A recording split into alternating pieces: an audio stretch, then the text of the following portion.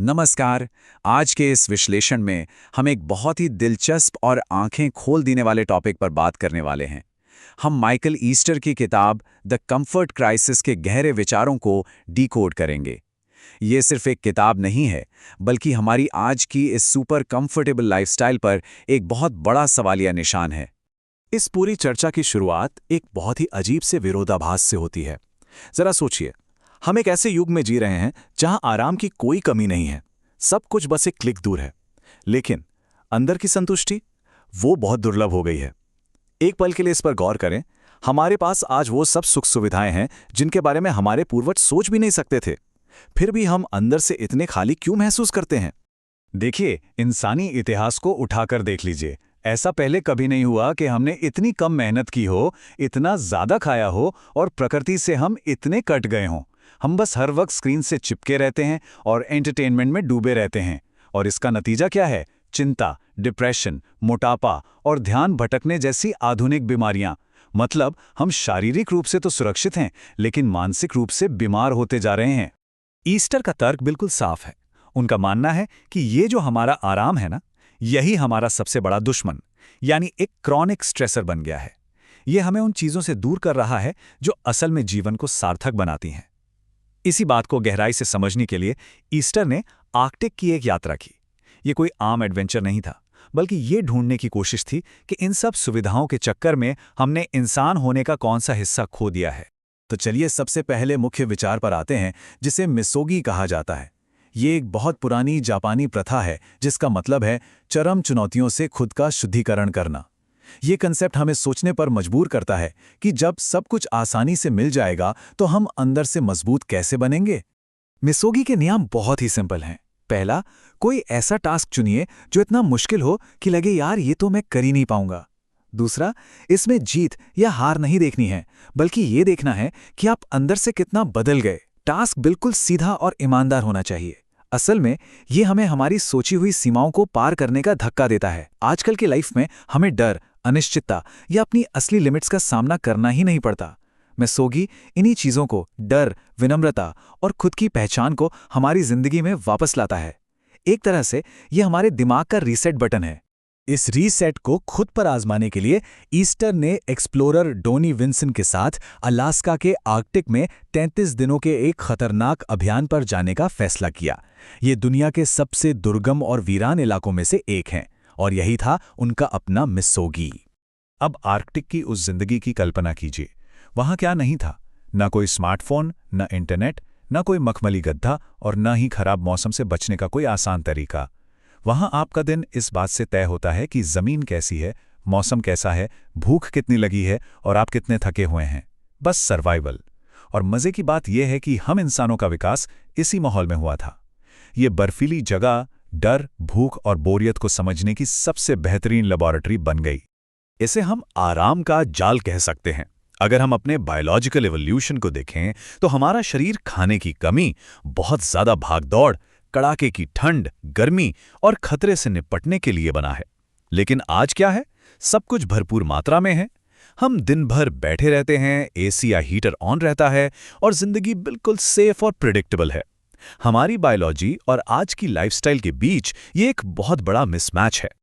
और इस मिसमैच का सीधा असर पड़ता है हमारी सेहत पर। चयापचय यानी मेटाबॉलिक बीमारियां, एंजाइटी और इमोशनल नाजुकपन, ये सब इसी की देन है। यहीं पर एक बहुत ही कमाल का कॉन्सेप्ट आता है, होमेसिस, हॉर्मेसिस। इसका मतलब है कि थोड़ा सा स्ट्रेस या तनाव शरीर के लिए असल में बहुत अच्छा होता है, जैसे कि ठंडे पानी से नहाना, व्रत रखना या भारी वजन उठाना। आज की सुख सुविधाओं ने हमसे ये फायदेमंद स्ट्रेस छीन लिया है और इसीलिए हम अंदर से कमजोर होते जा रहे हैं। चलिए अब जरा बोरियत की बात करते हैं। हम सब बोर होने से डरते हैं ना? लेकिन ईस्टर कहते हैं कि बोरियत कोई बुरी चीज नहीं है। ये एक बायोलॉजिकल फीचर है। पुराने जमाने में जब लोग बोर होते थे तो वो नई चीजें खोजते थे, इनोवेशन करते थे। बोरियत से ही क्रिएटिविटी बाहर आती थी। लेकिन आज जैसे ही हम 10 सेकंड के लिए बोर होते हैं, हम तुरंत अपना स्मार्टफोन निकाल लेते हैं। ये जो लगातार मिलने वाला एंटरटेनमेंट है ना, ये हमारे फोकस को दीमक की तरह खा रहा है। आर्कटिक में बोर होने पर समझ में आया कि बिना फोन के बोर होना असल में दिमाग का सबसे अच्छा डिटॉक्स है। ऐसा ही कुछ भूख के साथ भी है। हम भूख को बर्दाश्त करना तो जैसे भूल ही गए हैं। थोड़ी सी असुविधा हुई नहीं कि हम खाने पर टूट पड़ते हैं, जबकि सच तो यह है कि कभी-कभार खाली पेट रहना हमारे शरीर के मेटाबॉलिज्म के लिए बहुत शानदार होता है। फास्टिंग यानी उपवास करने से शरीर में ऑटोफेजी की प्रोसेस शुरू होती है, मतलब शरीर अपनी खराब कोशिकाओं की मरम्मत खुद करने लगता है। हमारे पूर्वज कभी दावत तो कभी भुखमरी वाले चक्र में जीते थे, लेकिन आज लगातार खाते रहने से हमारा पूरा हार्मोनल सिस्टम गड़बड़ा गया है। और अगर हम मूवमेंट यानी शारीरिक गतिविधि की बात करें तो वहां भी हालात कुछ ऐसे ही हैं।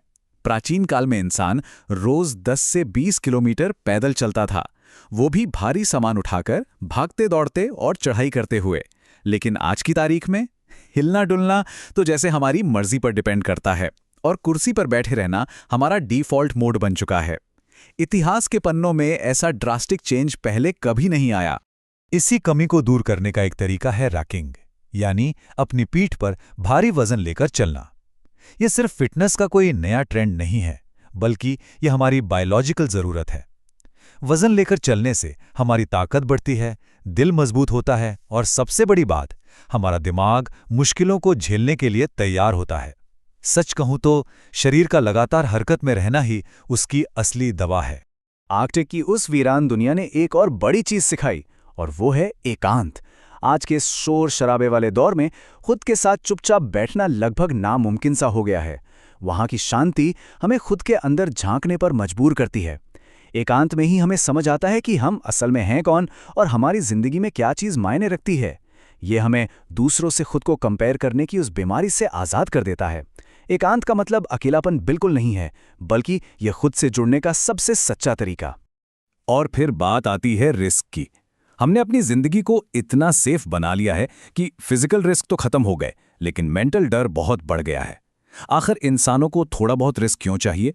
क्योंकि डर हमारे फोकस को तेज करता है। जब आप आर्कटिक जैसे जंगली माहौल में होते हैं तो खतरे को देखने का आपका नजरिया ही बदल जाता है। वहां के असली खतरे हमें बताते हैं कि रिस्क से भागना नहीं चाहिए, बल्कि उसे स्मार्टली हैंडल करना आना चाहिए। इस पूरी आर्कटिक यात्रा में सामान ढोना, मीलों चलना और ठंड सहना, इन सब ने एक बहुत गहरी बात सिखाई, और वो ये कि कड़ी मेहनत जिंदगी में अर्थ ढूंढने का वो तरीका है जिसे हम भूल चुके हैं। बिना मेहनत के अगर कुछ आसानी से मिल जाए तो उसकी खुशी पल भर की होती है। असली संतुष्टि और मीनिंग हमेशा पसीना बहाने और एफर्ट डालने के बाद ही महसूस होता है। अब स्ट्रेस यानी तनाव को ही देख लीजिए। ये दो तरह का होता है। एक था पुराने जमाने का स्ट्रेस, शेर से बचना है, शिकार करना है या तूफान से खुद को बचाना है। ये फिजिकल होता था और कुछ ही देर में खत्म हो जाता था। दूसरा है आज का मॉडर्न स्ट्रेस, बॉस का ईमेल, डेडलाइन, ईएमआई का टेंशन और सोशल मीडिया पर दूसरों की लाइफ देखकर जलना। ये लगातार चलता रहता है और दिमागी होता है। जब हम अपनी मर्जी से खुद को थोड़ा फिजिकल स्ट्रेस देते हैं तो हमारा नर्वस सिस्टम रीसेट हो जाता है और हम इन मॉडर्न टेंशन से बेहतर तरीके से लड़ पाते हैं। कई हफ्तों बाद जब ईस्टर वापस अपनी नॉर्मल लाइफ में लौटे तो उनका नजरिया पूरी तरह बदल चुका था। उन्हें साफ साफ समझ आ गया था कि आराम की जिंदगी ने उन्हें अंदर से सुन्न कर दिया था।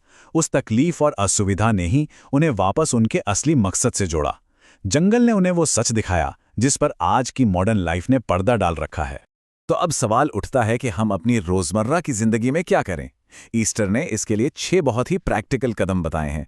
पहला, साल में एक बार मिस्सूगी करें। कोई ऐसी चुनौती लें जो नामुमकिन लगे। दूसरा, रोज अपनी सुख सुविधाओं से थोड़ा ब्रेक लें, जैसे कभी ठंडे पानी से नहा लें, कभी उपवास रखें। तीसरा, जानबूझकर बोर हों, फोन को दूर रखें और दिमाग को भटकने दें।